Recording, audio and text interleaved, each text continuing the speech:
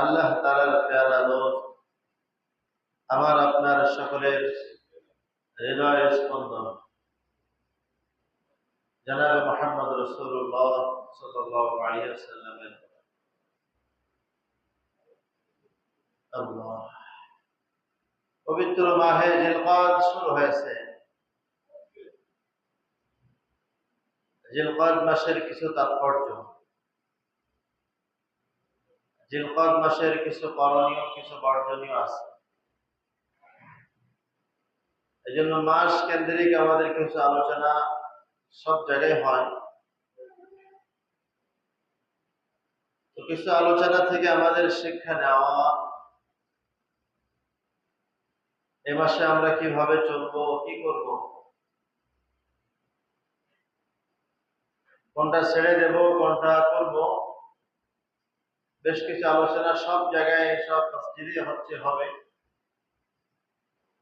কিছু আলোচনা আমাদের দিলে গেঁথে নেওয়া, জীবন পরিবর্তনের জন্য, জীবনের মোড় ঘোরানোর জন্য, সঠিক পথে আমাদেরকে চলা। তো পবিত্র মাহে জিলকদ যেহেতু শুরু হয়েছে, হজের মৌসুম, বহু হাজী সাহেবান চলে গেছেন, যাচ্ছে, আরো যাবে। নির্ধারিত সময়ের মধ্যে সবাই পৌঁছায় যাবেন। আল্লাহ তাআলা সকলের যাওয়া আসার পথ সহজ করে দিই, করে না আমি। তো জিলকদ মাস, এই জিলকদের শাব্দিক অর্থ হলো স্থির হওয়া, বিশ্রাম নেওয়া, থেমে যাওয়া।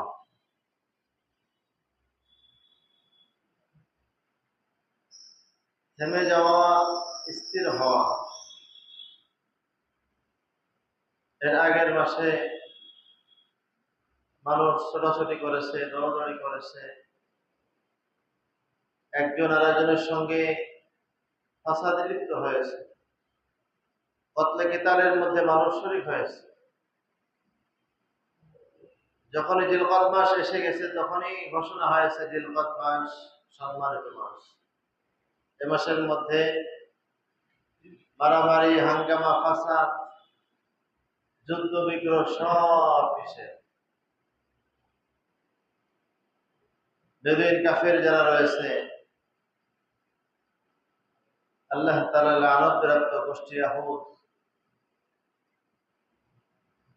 এদের তো কোনো মাসের সম্পর্কে তাদের ধারণা নাই, এই জন্য সব মাসে তারা যুদ্ধ